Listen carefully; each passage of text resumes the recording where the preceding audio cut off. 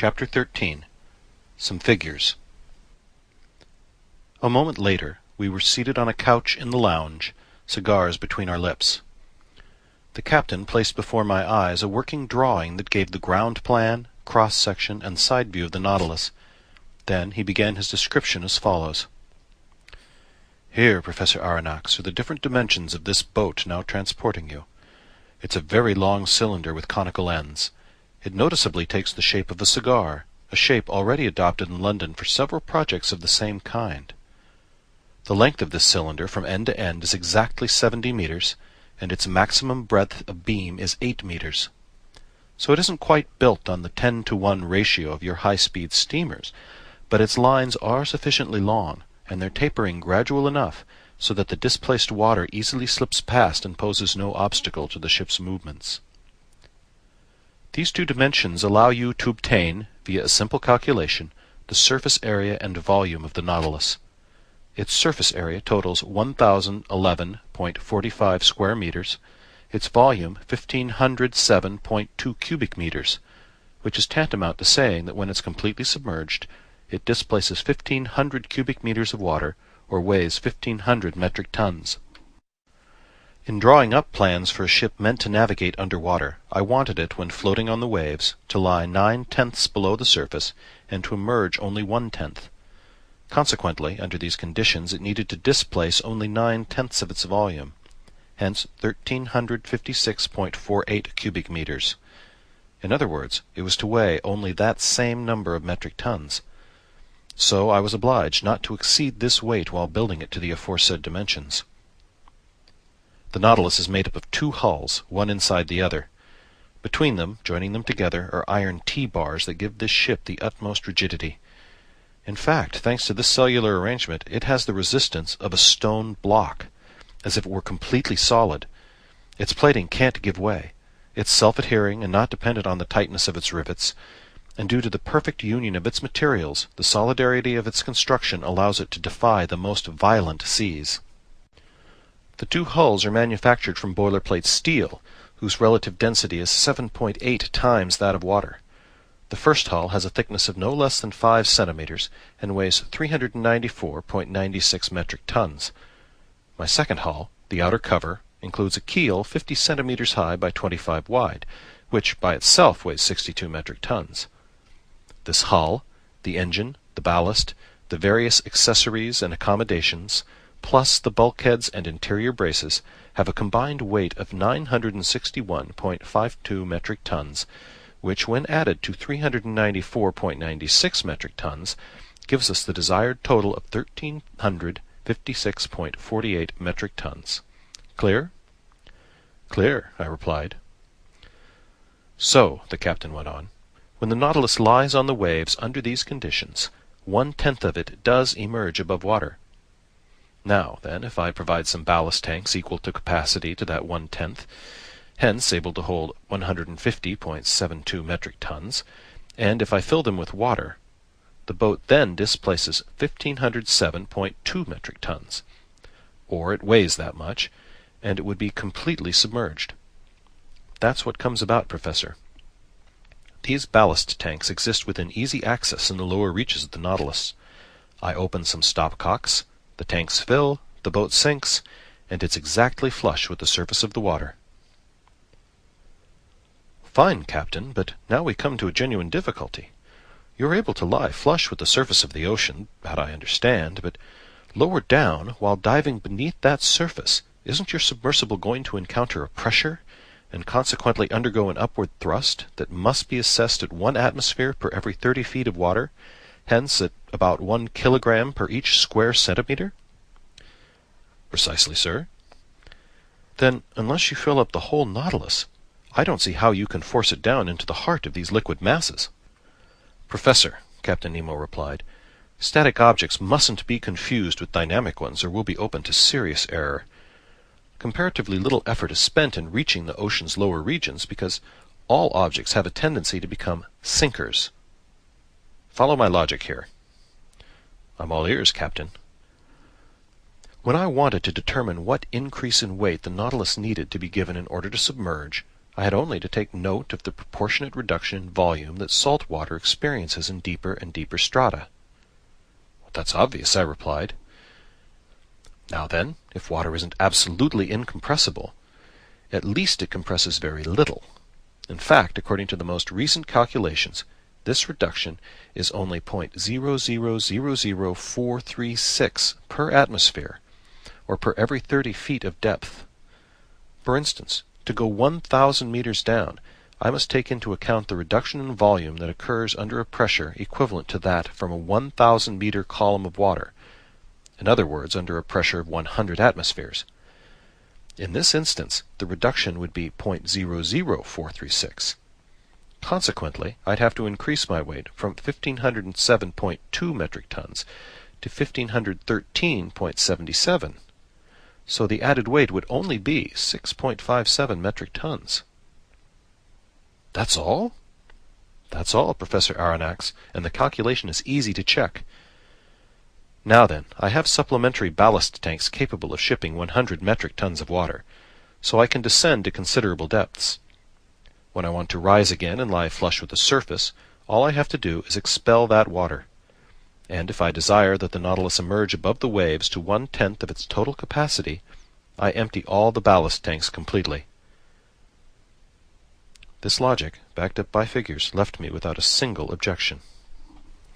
"I accept your calculations, Captain," I replied, "and I'd be ill-mannered to dispute them, since your daily experience bears them out. But at this juncture I have a hunch that we're still left with one real difficulty." "What's that, sir?" "When you're at a depth of 1,000 meters, the Nautilus's plating bears a pressure of 100 atmospheres. If at this point you want to empty the supplementary ballast tanks in order to lighten your boat and rise to the surface, your pumps must overcome that pressure of 100 atmospheres, which is 100 kilograms per each square centimeter. This demands a strength that electricity alone can give me," Captain Nemo said swiftly. "Sir, I repeat, the dynamic power of my engines is nearly infinite. The Nautilus's pumps have prodigious strength, as you must have noticed when their water spouts swept like a torrent over the Abraham Lincoln. Besides, I use my supplementary ballast tanks only to reach an average depth of 1,500 to 2,000 meters, and that with a view to conserving my machinery. Accordingly, when I have a mind to visit the ocean depths 2 or 3 vertical leagues beneath the surface, I use maneuvers that are more time-consuming, but no less infallible." "Well, what are they, Captain?" I asked. "Here I'm naturally led into telling you how the Nautilus is maneuvered." "I can't wait to find out." "In order to steer this boat to port or starboard, in short, to make turns on a horizontal plane, I use an ordinary wide-bladed rudder that's fastened to the rear of the stern post and worked by a wheel and tackle. But I can also move the Nautilus upward and downward on a vertical plane by the simple method of slanting its 2 fins, which are attached to its sides at the center of flotation. These fins are flexible, able to assume any position, and can be operated from inside by means of powerful levers. If these fins stay parallel with the boat, the latter moves horizontally. If they slant, the Nautilus follows the angle of that slant, and, under its propeller's thrust, either sinks on a diagonal as steep as it suits me, or rises on that diagonal. And, similarly, if I want to return more swiftly to the surface, I throw the propeller in gear, and the water's pressure makes the Nautilus rise vertically, as an air balloon inflated with hydrogen lifts swiftly into the skies. "Bravo, Captain!" I exclaimed. "But in the midst of the waters, how can your helmsman follow the course you've given him?" "My helmsman is stationed behind the windows of a pilot-house, which protrudes from the topside of the Nautilus's hull and is fitted with bioconvex glass." "Is glass capable of resisting such pressures?" "Perfectly capable. Though fragile on impact, crystal can still offer considerable resistance. In 1864, during experiments on fishing by electric light in the middle of the North Sea, glass panes less than 7 millimeters thick were seen to resist a pressure of 16 atmospheres, all the while letting through strong, heat-generating rays whose warmth was unevenly distributed. Now then, I use glass windows measuring no less than 21 centimeters at their centers. In other words, they've 30 times the thickness." "Well, fair enough, Captain, but if we're going to sea, we need light to drive away the dark, and in the midst of the murky waters, I wonder how your helmsman can—" "Set astern of the pilot-house is a powerful electric reflector, whose rays light up the sea for a distance of half a mile." "Oh, bravo! Bravo 3 times over, Captain. That explains the phosphorescent glow from this so-called narwhale that so puzzled us scientists. Pertinent to this, I'll ask you if the Nautilus's running afoul of the Scotia, which caused such a great uproar, was the result of an accidental encounter? Entirely accidental, sir. I was navigating 2 meters beneath the surface of the water when the collision occurred. However, I could see that it had no dire consequences. None, sir. But as for your encounter with the Abraham Lincoln? Professor, that troubled me, because it's one of the best ships in the gallant American Navy. But they attacked me, and I had to defend myself. All the same, I was content simply to put the frigate in a condition where it could do me no harm. It won't have any difficulty getting repairs at the nearest port. Ah, Commander, I exclaimed with conviction, your Nautilus is truly a marvelous boat. Yes, Professor, Captain Nemo replied with genuine excitement, and I love it as if it were my own flesh and blood. Aboard a conventional ship, facing the ocean's perils, danger lurks everywhere. On the surface of the sea, your chief sensation is the constant feeling of an underlying chasm, as the Dutchman Janssen so aptly put it. But below the waves aboard the Nautilus, your heart never fails you. There are no structural deformities to worry about, because the double hull of this boat has the rigidity of iron. No rigging to be worn out by rolling and pitching on the waves, no sails for the wind to carry off, no boilers for steam to burst open, no fires to fear, because this submersible is made of sheet iron, not wood, no coal to run out of, since electricity is its mechanical force, no collisions to fear, because it navigates the watery deep all by itself, no storms to brave, because just a few meters beneath the waves it finds absolute tranquillity. There, sir, there's the ideal ship. And if it's true that the engineer has more confidence in a craft than the builder, and the builder more than the captain himself, you can understand the utter abandon with which I place my trust in this Nautilus, since I'm its captain, builder, and engineer all in one. Captain Nemo spoke with winning eloquence. The fire in his eyes and the passion in his gestures transfigured him. Yes, he loved his ship the same way a father loves his child. But one question, perhaps indiscreet, naturally popped up, and I couldn't resist asking it. "You're an engineer, then, Captain Nemo?" "Yes, Professor," he answered me. "I studied in London, Paris, and New York back in the days when I was a resident of the Earth's continents." "But how were you able to build this wonderful Nautilus in secret?" "Each part of it, Professor Aronnax, came from a different spot on the globe, and reached me at a cover address. Its keel was forged in Creusot in France, its propeller shaft by Penn & Company in London, the sheet iron plates for its hull by Laird's in Liverpool, its propeller by Scott's in Glasgow. Its tanks were manufactured by Cale & Co. in Paris, its engine by Krupp in Prussia, its spur by the Motala workshops in Sweden, its precision instruments by Hart Brothers in New York, etc. And each of these suppliers received my specifications under a different name." "But," I went on, "once these parts were manufactured, didn't they have to be mounted and adjusted?" "Professor, I set up my workshops on a deserted islet in mid-ocean. There our Nautilus was completed by me and my workmen.